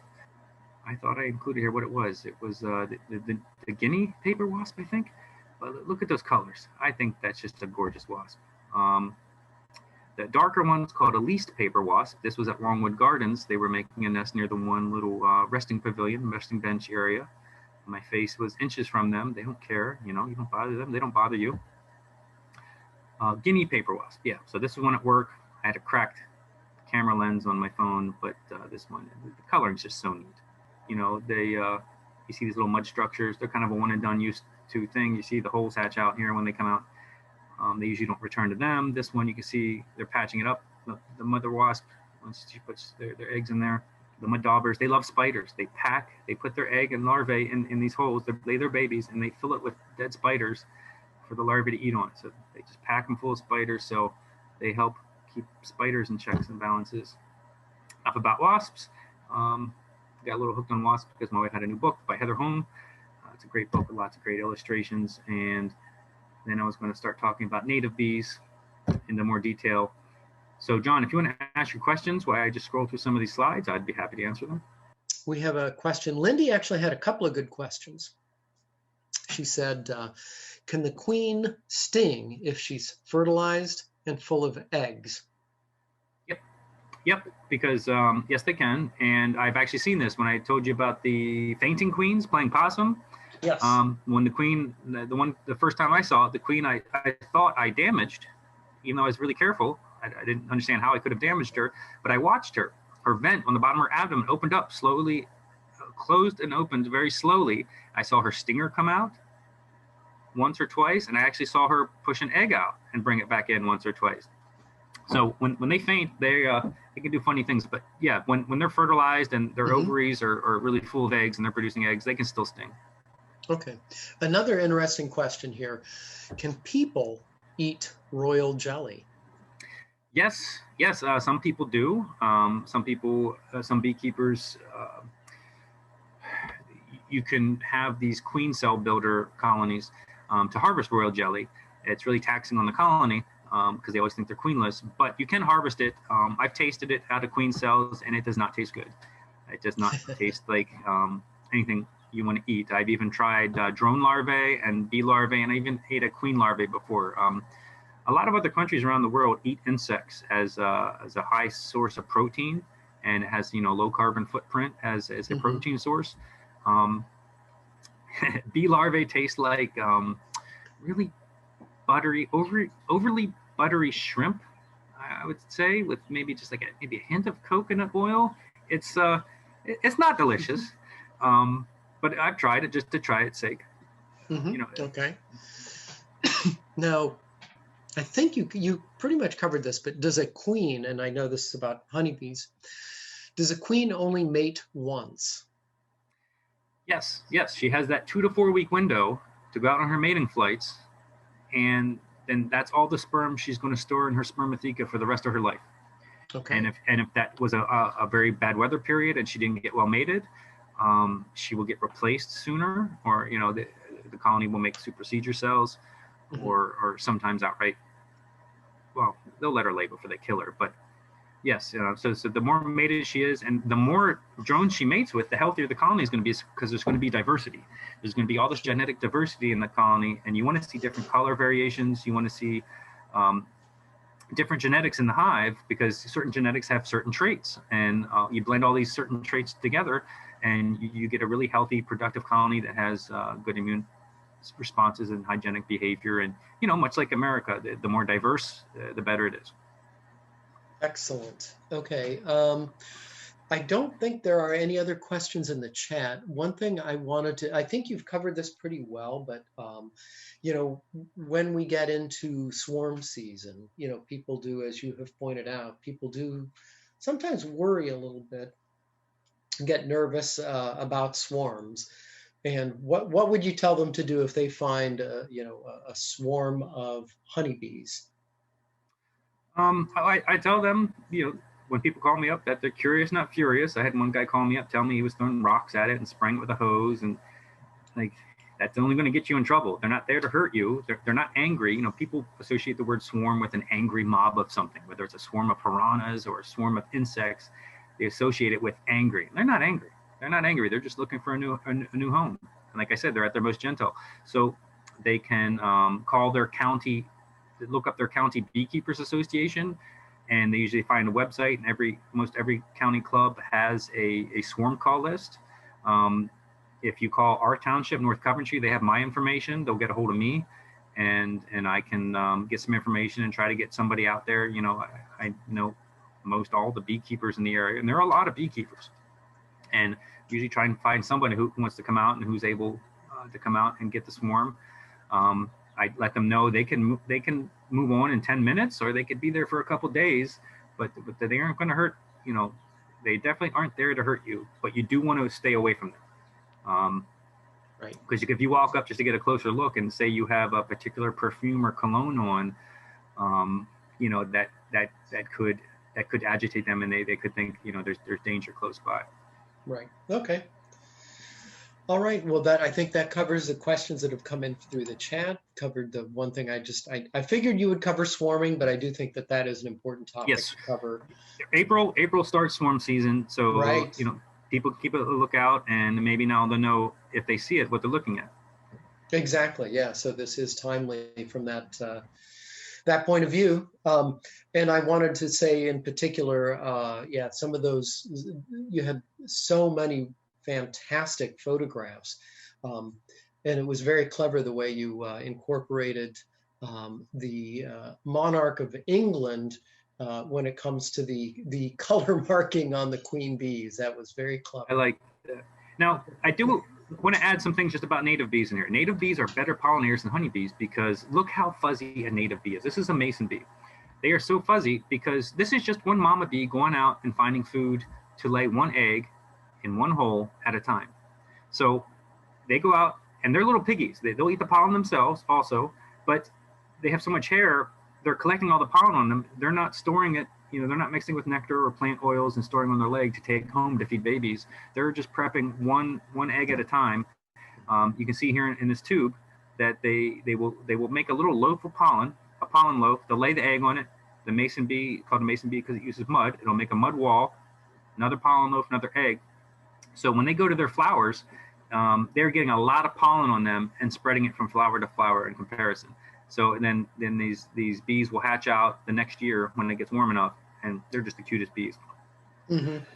That's a mason bee. Leafcutter bees. This is a female leafcutter bee because you can see how big her mandibles is, and this is one of the largest leafcutter bees in the country in our yard. So what a pleasure to find this. The Megachile is the leafcutter bee, leafcutter bees, and this particular type is called the Sculpturalis. What a pleasure to find that in our yard. They're called leaf cutters because in their tunnels they cut out leaves from the leaves and they surround their bee bread and larvae with leaves as a protective layer. So if you find your leaves with these little circles cut in them, consider yourself lucky because you are supporting native bees. There's a picture of the native bee mama making her nest, and here's one that was pulled out of the ground. I think they do it in the ground, they do it in dead trees. That's why it's so important to leave your leaves, leave your dead limbs. If you have a dead tree, you know, cut it down to a reasonable height and leave it as a snag for nature to use. Woodpeckers, insects. 3 examples: leafcutter bee, a resin bee, which uses the propolis and plant resins to separate its larvae and food. And then you got your mason bee down there that we already talked about. Crown bees is a great resource to learn about how to make your own native bee houses and learn all about leaf cutters and mason bees. Great resource, and they do commercial pollination for agriculture also because you need less bees, leaf cutters and mason bees, to do the same amount of pollination than you need honeybees. Honeybees are just kind of easier to manage in bigger numbers, you know, because they're big colonies. But our native pollinators are actually better. Mm-hmm. They can be really tiny, like gnats. Carpenter bees. Here's a plank of wood from a deck I cut in half. I didn't even know there was a nest in here. You can see how the carpenter bees put their larvae and pollen balls in there. Their abdomens are smooth. They're big. They're the biggest bee in the U.S., right up there with some of the honeybee queens. And are carpenter bees, is that a native species? Yes. I mean, there's carpenter bees all over the world. But, okay. But yeah, they're a native carpenter bees. So that's a neat cutaway to see of the carpenter bee nest. Here's a miner bee. You can see how the miner bees, they just, all the hairs, all the static, how they transfer the pollen, they do it so much better. So all these holes in the ground, don't think they're just ants. You know, maybe observe it. If you have kids, have them, you know, spend a lot of time out there checking it to see if they can ever see these bees coming in and out. It's amazing. They can be pretty straightforward with their nests on the right, or they can have intricate tunnels with many different eggs laid. So, you know, don't just think you need to kill it because it's ants. Bumblebees. Bumblebees, great pollinators. Now, these are actually, all the other native bees are pretty much solitary bees. So you have one bee laying her eggs in preparation to keep her species going the next year. You know, they'll typically lay 20, 25 eggs. I think each native bee, somewhere around, you know, 2 dozen eggs. And they do not overwinter. The bees that they will come out the next year. Honeybees are social bees. Bumblebees are also social bees. On average, they can have 50 to 100 per colony. One queen, lots of members. They do build like comb here, but it's not orderly. It's pretty messy. You know, they store pollen in them, nectar, and they make their little eggs and stuff like that. And only at the end of the year in the fall, only the the new queens that hatch will hibernate over winter. They hatch, they hibernate in the ground, they hibernate in leaves, they hibernate in dead plants, dead trees, things like that. So that's why we don't need to clean up our yards and make them such barren landscapes. I'm sure everybody maybe have seen at this point someone high-fiving a bumblebee. The bee's not too friendly. That's a little warning. You're freaking the bee out, and they put a leg up to try to ward you off while they're eating. But it is still pretty cool to see a bumblebee give somebody a high five. They do sting. I've done a removal of bumblebees in someone's basement closet, and they can sting you, and they do remember. Because many hours later, when I opened up the shoebox, I put them in. One got me right between the eyes. It's not that bad though. Not that bad, but it still does hurt. My wife loves pictures of our bumblebees' butts in flowers, because sometimes they'll just be in there eating forever, or sometimes they even take a little nap and their butts are just sticking out. So bumblebees always have a fuzzy butt, and they could be many different colors, all black, sometimes red stripes, sometimes yellow stripes, sometimes brown stripes, just all sorts of different type of bumblebees. We have over 300 native bees in PA alone. These two bumblebees are on the endangered, well, the rusty-patched bumblebee, which is more in the middle of the country, it has been put on the endangered species list in 2017. The American bumblebee, Bombus pennsylvanicus, is threatened and on the verge of being put on the endangered list. Why do you say? Because of lawns, lawn chemicals, all the poisons we put in the ground. We don't plant enough native plants. This is not a bee. This is a robber fly eating a bumblebee. So there's some savagery in nature. We're all familiar with the monarch butterfly and the host-plant relationship. We know the monarch has evolved with the milkweed plants. They need that as part of their development to feed off of, to reproduce. It takes them about 4 generations to make their migration from Mexico up to North America, Canada border, and 1 generation makes it the whole way back down. So they make a yearly 3,000-mile trip, and the destruction of their forest lands in Mexico is a terrible thing going on, decreasing their populations. People trying to protect those forests are getting murdered. There are a lot of efforts in the U.S. to create all these way stations of pollinator habitats, milkweed patches, swamp milkweed, common milkweed, any type of milkweed you can. They typically don't lay you don't typically pupate on the milkweed though. They will pupate elsewhere, like this monarch in our yard. This is not pupating on a milkweed. It's pupating on a Cape myrtle, which we were removing because it's not native. But since we found the chrysalis we cut the branch off, stuck it in a tiki torch, and we left it there to hatch. So it was really cool. Jessie came in and grabbed me when she found it emerging. So it was pretty neat. We don't need to watch that video right now, but really cool to see. Really cool to see. You can have a nature preserve in your own yard. Why not? My wife's favorite plant here, Joe Pye weed. A lot of things that are called weed get a bad rap because they have the word weed on them. But for example, butterfly weed, native, great for so many different bugs and pollinators. Butterfly bush, not native, not really good for anything, isn't a host plant for anything native.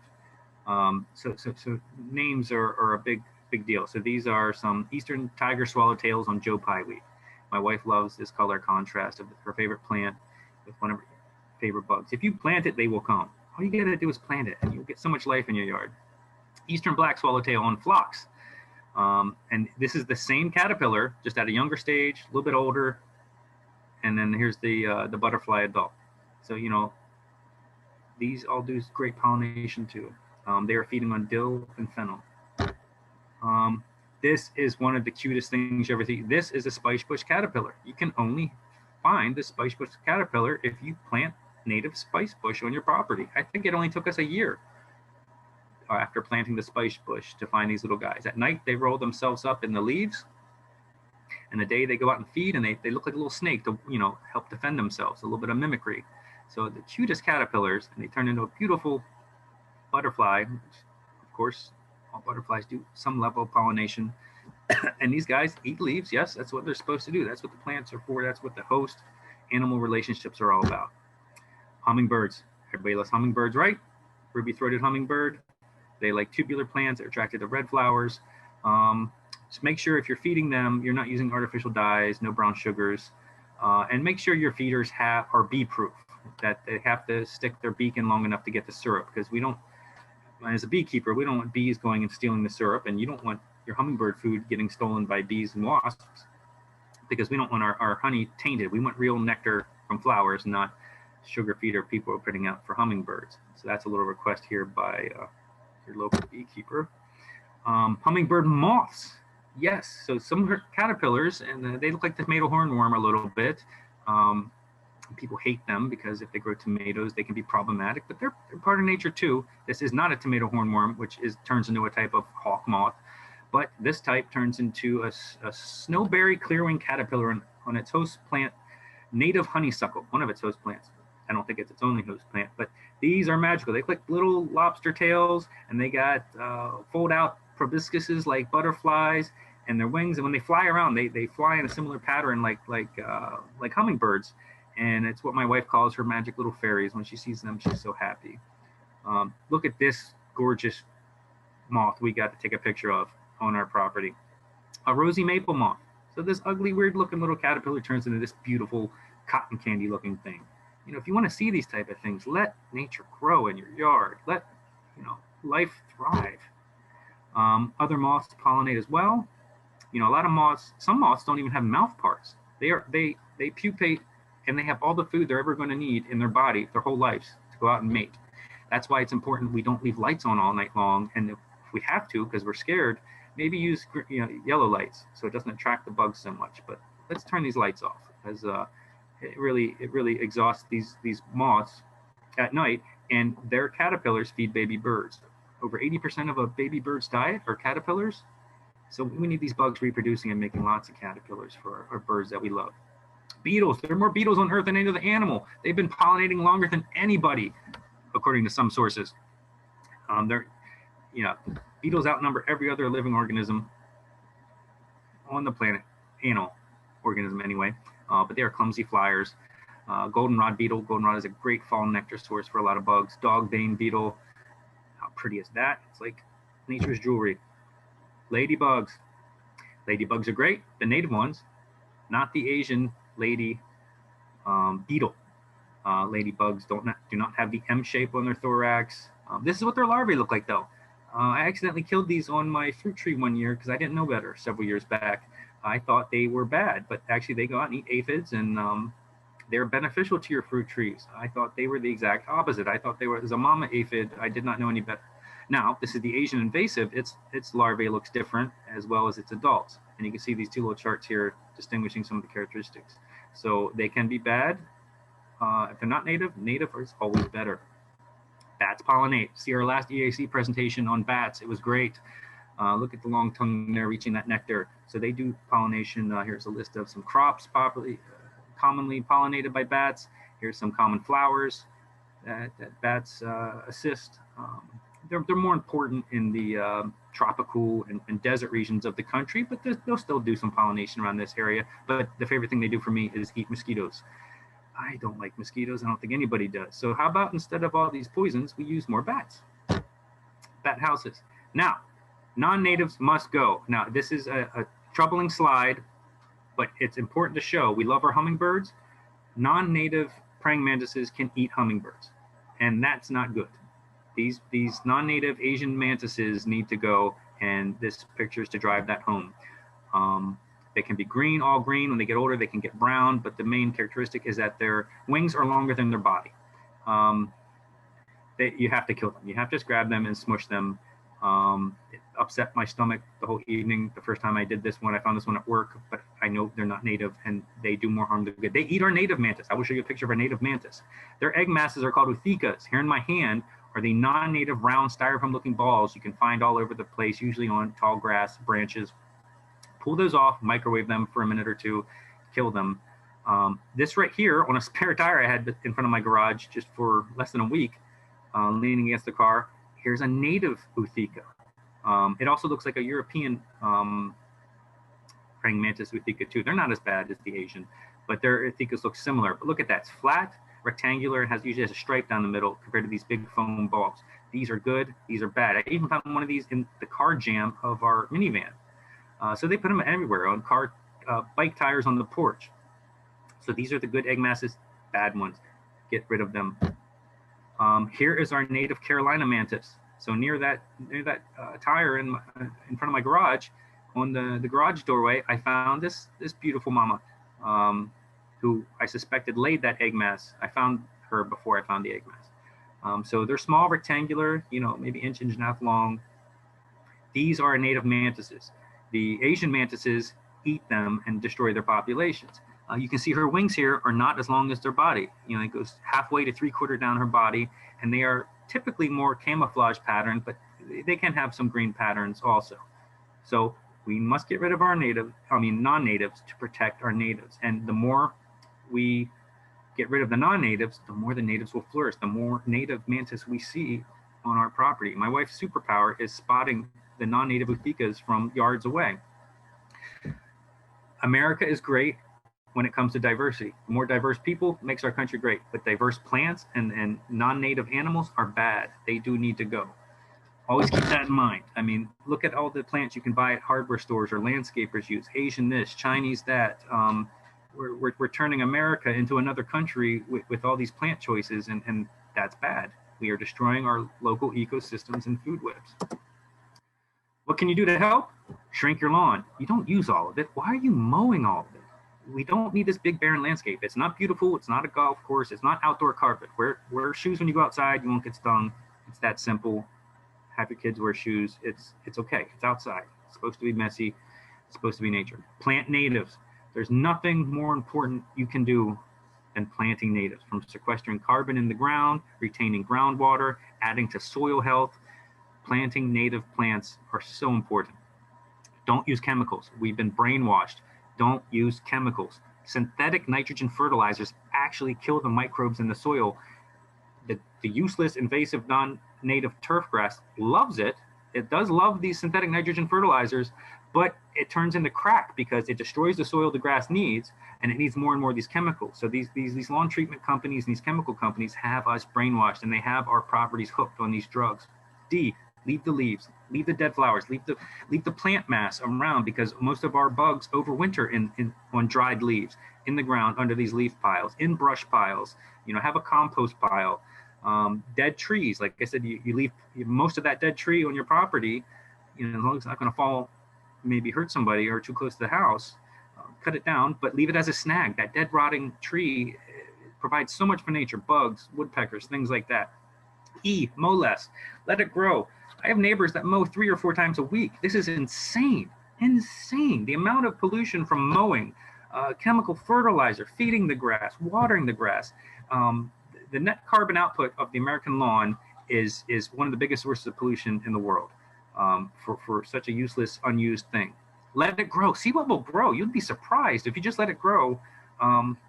What native plants might pop loose? What come up? What non-native plants might grow there? Like our lanthus tree or tree of heaven.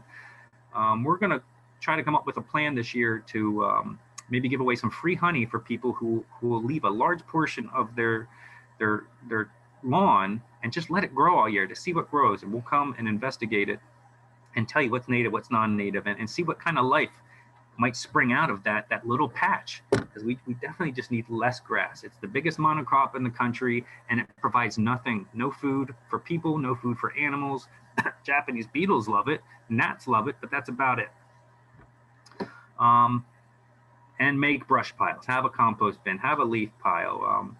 Those brush piles, again, are very important. Even mud piles, even like a little mud pit. Those mason bees need some place for mud. There needs to be dirty areas for those bees and ground nesting wasps and things like that to dig and burrow and make their homes. So as property owners, we have a huge responsibility to provide for nature. It is not ours. We were just borrowing it for a temporary time being, and we don't need to void all of our property for nature. And summing it up right here shortly, this graph is great. Here on the left is our useless lawn grass. Look how shallow those roots are. That's why they hold no water. That's why they die so easy in the summer. Look at these native plants. Look how deep the root systems go. This is so beneficial to the soil. All the microbes that are existing in the earth it's so important. I mean, some studies say we only have 60 years left of usable topsoil for agriculture because our tilling methods dry out the soil and kill it. Our chemicals kill the soil. It's really scary, and we need all these plants and trees pulling the carbon out of the air to put the carbon back into the ground and the soil. It's called carbon sequestration. It's how we reverse global warming and climate change. We can do it. We know what we need to do. It's just planting plants. We just don't do it. We try to find all these roundabout ways to help, but planting native plants in particular regions is the solution. I mentioned soil. I wanted to end the talk talking about soil. Almost just as important as bugs are to the planet is all the microbes and organisms in soil. To learn more about this, look at this awesome quote here by E.A. Wilson when he's talking about all the life in soil. And there's some great things you can watch online, internet, the Pollinators documentary. It eventually talks about regenerative farming. So not only is permaculture good, but the only way forward is actually regenerative farming, which improves the soil, improves the land that we're using for food and animal husbandry. Need to Grow is another free documentary on the internet. Pollinators might not be free. It's supposed to be free soon. Need to Grow, another great one talking about soil health and plant health and food. Inhabit, another great documentary. Kiss the Ground on Netflix. So excellent, talking about the importance of soil. And then just look up on YouTube sometime, Adam Ruins Lawns. It's a great, concise little video piece about everything that's wrong with lawns and the chemical industry that came out of World War II, chemical warfare companies that led to this addiction of chemical warfare on use in agriculture and battling nature on our lands. So that's a nice little summarization of that. Also good information about that in Kiss the Ground. So that's the end. I think we already answered questions. This is me. We are Hattrick Honey. There's all the beekeeping clubs I belong to. My wife is the chapter president of the Southeast PA Wild Ones chapter. It's a national organization that focuses on the importance of native plants in the landscape and in the environment and the ecosystems. Bringing nature home, she said, changed her life and her whole way of thinking, talking about native plants and our responsibility to provide for nature rather than preventing it from existing. Doug Tallamy's second book, she read Nature's Best Hope, is great. Look up his recent book tour talk on any YouTube video. Great talk. Well worth your half hour to listen to that. Book's even better. Sarah Stein's Noah's Garden talks about the same principles before Doug did, but she does it a little more poetically, you might say. A little bit more of a pleasure read, my wife says. So native plants, how we save the world, and there's nothing better you can do to help save the bees than to plant native flowers and trees. And as Doug says, if you can only plant one tree, make it an oak. Some other great resources on native plants are 2 podcasts, In Defense of Plants and Pollination. Highly recommend you check those out. Xerces Society is another great resource for great information on native pollinators, native plants, things like that. Even how to make a pollinator meadow, but don't use the Roundup method. You can just use a black tarp to kill the solarization. It's called a solarization method. You can kill the turf grass and other things with using a tarp to basically solar bake the area for a while, then rake away the dead mass and keep it on for several weeks again, and repeat that a couple of times and do all your seed sowing in the fall for winter stratification. But thank you very much. This is a plethora of information. Really appreciate it. So with that, thank you. Thanks everyone for tuning in, and thanks Justin for presenting. Thank you, John. Thank you, everybody. All right, we'll see you next month for planting and pruning of native trees and shrubs.